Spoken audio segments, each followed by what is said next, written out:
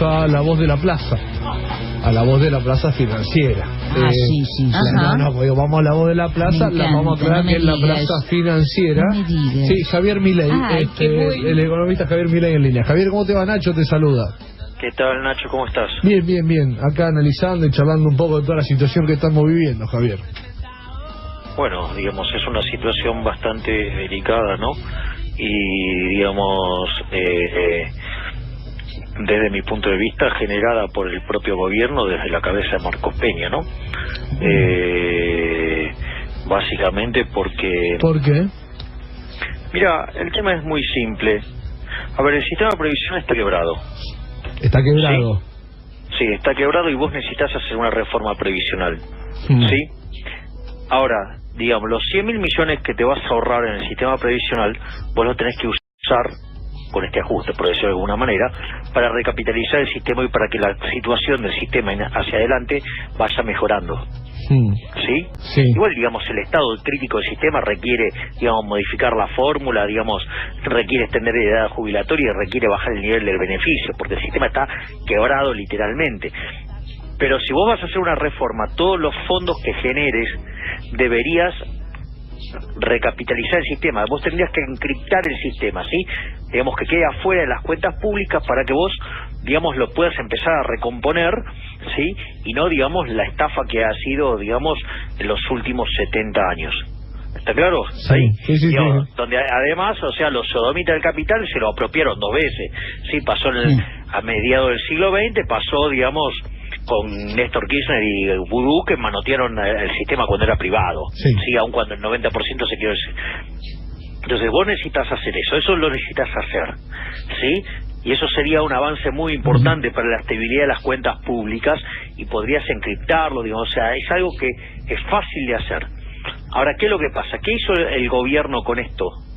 Básicamente usó la reforma previsional para financiar, por un lado, la baja de impuestos en provincias, pero que sea neutral, y ponerle 40.000 millones de mango a Vidal para que consolide su proyecto político y así que Macri logre la reelección. Bien. Entonces, del otro lado, ¿qué creía Marcos Peña? ¿Que no iban a hacer nada? ¿Que se iban a quedar quietitos viendo cómo él se quedaba con todo el poder y los otros no iban a poder regresar más a agarrar el queso para poder afanar? Entonces reaccionaron. Es decir, la miopía de Marcos Peña no se dio cuenta que si los dejaba fuera del poder, los otros iban a reaccionar. Y reaccionaron. Entonces se generó el desmadre del otro día. Y bueno, digamos, si esto sigue hoy. Es decir, pero el problema surge, ¿sí?, de la desmedida ansia de poder de Marcos Peña, donde usa una reforma para tratar de aniquilar a la oposición y que no vuelva más. Javier, ¿por qué hablas de Marcos Peña y ni siquiera mencionas a Mauricio Macri? Porque en definitiva, digamos, uno lo que se da cuenta es que, a ver, yo tengo un problema, digamos, de identificación con Macri. Porque, a ver, cuando, por ejemplo, él te dice, no, es insoportable la presión tributaria, no se puede estar más con estos impuestos, ¿sí? Te manda una reforma que supuestamente vamos a tardar entre 50 y 75 años en alcanzar la presión fiscal de nuestros vecinos, ¿sí? ¿Todo para qué? Para que sigan gastando, ¿sí? Lo que pasa es que, claro, ahora la gastan ellos. Entonces, claro, ahora, digo, no, ahora es lindo gastar, parece. ¿Y cuál es el problema? El problema es que vas para el año que viene con un impuestazo. ¿Me comprendés? Sí, entonces, perfecto. Digo, cuando asumieron, mandan digamos, o sea, Macri habla en el mini Davos acá en Argentina, dice lo mismo sobre los impuestos, y al otro día Marcos Peña y Prat Gay mandan un presupuesto donde aumentaban impuestos a las ganancias, cuando la promesa de campaña era eliminarlos.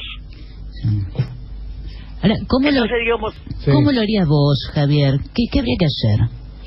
Bueno, digo, la reforma del sistema previsional la tenés que hacer, pero no para financiar a Vidal. Porque lo tenés que arreglar, ¿sí? Y eso te permitiría encapsular el problema previsional y sería equivalente a hacer un ajuste de 3 puntos del PBI. porque arreglás el problema, lo pones en otro lugar, lo sacás de la esfera del Estado, ¿sí?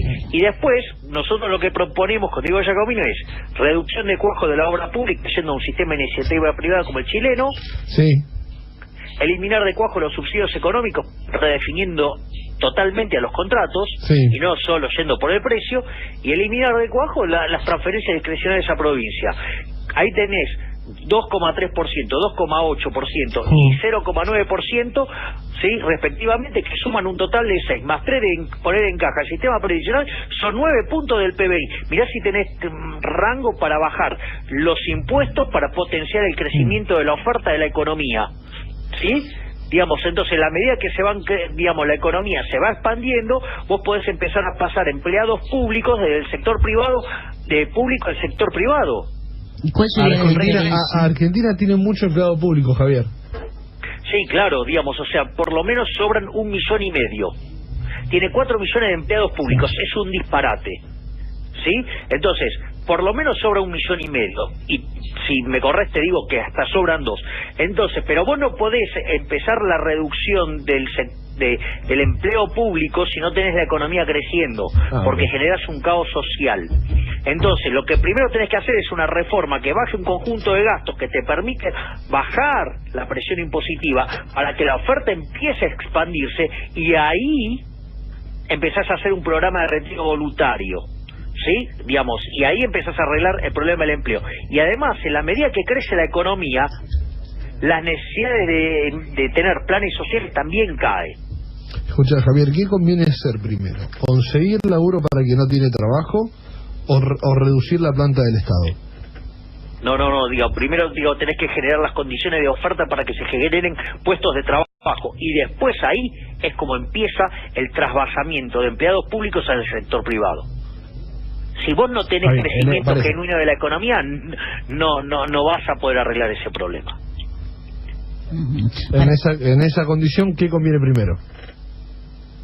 Lo que te acabo de decir, hacer la reducción del gasto público para reducir impuestos que potencien el crecimiento de la oferta agregada, y de esa manera pueden absorber los empleados públicos en dinámica. Esto sería... No podés arrancar echando los empleados públicos porque tenés, digamos, o sea, ¿te imaginás 2 millones de tipos en la plaza? Sí. Y decime, pero el Javier... gobierno no quiere escuchar nada que no sea lo que le gusta a Marcos Peña, que es el gradualismo. Entonces yo le propongo a Marcos Peña, ¿sí?, lo primero que estudie economía, que evidentemente no sabe nada, ¿sí?, porque todos los programas del shock en Argentina desde el 52 en adelante, sacando el del 59, fueron expansivos, y todos los programas graduales terminaron mal, y además se parece mucho al de la tablita cambiaria de Martínez Dios.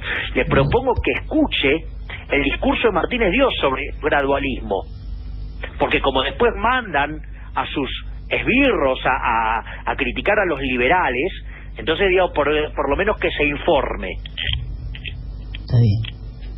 Está bien.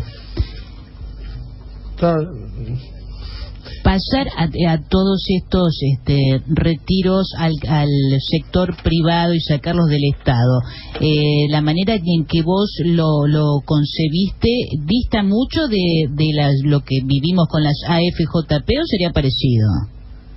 Son cosas distintas lo de las AFJP que esto. Bien. O sea, sería un programa de retiro voluntario donde la gente se va cuando consigue laburo en el sector privado. A ver, vos te adherís al retiro voluntario, agarrás plata y te vas encima a otro laburo. Recién, Javier, te vuelvo... ¿Comprendés que el incentivo es, o sea, conseguís un laburo mejor y encima te pagan para irte? O sea, es un golazo, funciona bárbaro. Pero para eso vos necesitas tener la economía funcionando en términos dinámicos. Claro. Pero para eso tenés que tener inversión, y para que haya inversión las empresas tienen que poder ganar plata, y si no le bajás los impuestos no ganan plata y por ende no invierten, por ende nos hundimos. Bien, te vuelvo un segundo atrás, porque recién hablaste del neoliberalismo. ¿Qué es el neoliberalismo para vos? No, el neoliberalismo no existe. ¿Cómo? El neoliberalismo no existe, es una burrada del surdaje. ¿Sí? ¿Por qué? Porque el liberalismo viene de libertad. Y hay libertad o no hay libertad, no hay una nueva libertad, una vieja libertad. ¿Hay libertad o no hay libertad? Bien. Entonces, digamos, es liberalismo. Y, a ver, dado que el término fue prostituido por los americanos con el Partido Demócrata, que de fondo es un partido socialista, ¿sí? Digamos, no nos queda otra que tener que usar la misma definición que se tuvo que adoptar en Estados Unidos, que es la de libertarios. Bien. Y dentro de los libertarios tenés tres familias. A ver. Clásicos, Sí. minarquistas y anarquistas. Ajá. Sí. Bien. Bien, bien. Estoy anotando, Javier, Sí, estamos aprendiendo contigo. Estoy anotando. Javier, ¿Borbones o Habsburgo? Que no, ahí no sé ni qué me estás preguntando. ¿Fisiócratas o mercantilistas? No, digamos, o sea, los mercantilistas jamás, o sea, digamos, son los que hacen el comercio. Me quedo con los fisiócratas. Perfecto. Ante esa elección. Está bien.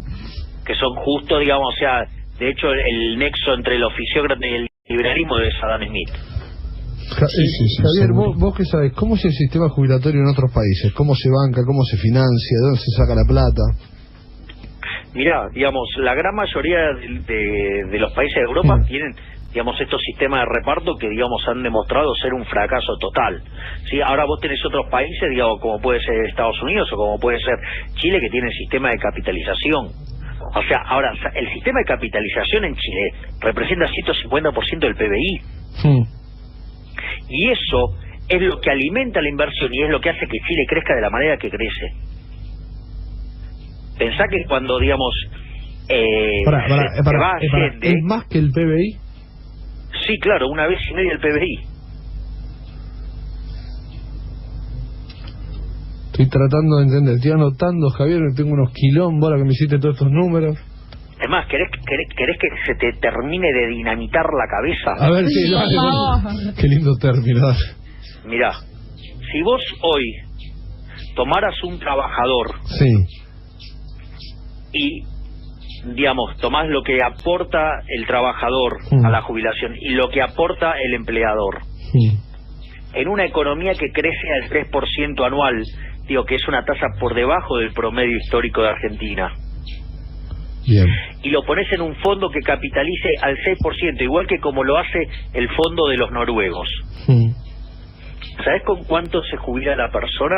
¿Con cuánto? ¿Qué monto de plata le queda al final de su vida laboral? ¿Cuánto? $1.200.000. Si lo colocara en una renta del 5% para ser más conservador que lo que tenía en ese fondo, sí son $60.000 al año, es decir, 5.000 por mes. Es decir, sería una jubilación de 50.000, 90.000 pesos por mes.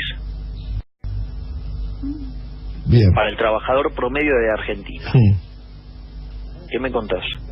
¿Cómo vos pasás ese sistema, Javier? Por favor. ¿Cómo ¿Te das cuenta jubilarnos que es así? una estafa el sistema previsional, como está armado? Es una estafa en favor de quién, de los políticos. De los políticos. Javier, esta cosa que tú no piensas muchas veces, dice, un senador, un diputado gana esta guita, ¿por qué no recortan de ahí? Porque, digamos, todo eso, digamos, representa 3,5 puntos del PBI. O sea, las jubilaciones representan más de 10. Digamos, entonces el problema está ahí. O sea, para que te des una idea, nosotros gastamos en jubilaciones lo mismo que gasta Alemania teniendo una población 45% más vieja. ¿Te das cuenta que hay algo que no funciona? No funciona como el orto. Bien, exacto, bueno, bueno. no lo dije yo. Ah, sí, bueno. Lo dije yo con mis palabras, con todo lo que me dijiste, estoy anotando, tengo un quilombo bárbaro acá en la hoja. Tengo un quilombo bárbaro. ¿Cómo seguimos, Javier? Me parece que el gobierno entró en una situación extremadamente complicada, porque esta estrategia del gradualismo y todo, ahora cómo les va a convencer a los que tienen que poner guita para financiar el déficit fiscal, que va a hacer el ajuste con el desastre que le armó Marcos Peña por quererse hacer el vivo y tratar de empomar a la oposición pasándole guita a Vidal. Claro. Bien. O sea, un 2018 ajustado, vamos a decirlo así, con el tema ahí, económicamente. No sé. Sí. Y no sé, digamos, o sea, si no hay que ver, digamos, cómo hace para conseguir financiamiento. ¿Y todo esto tenía que ser en diciembre? ¿No se podía hacer en marzo? En enero.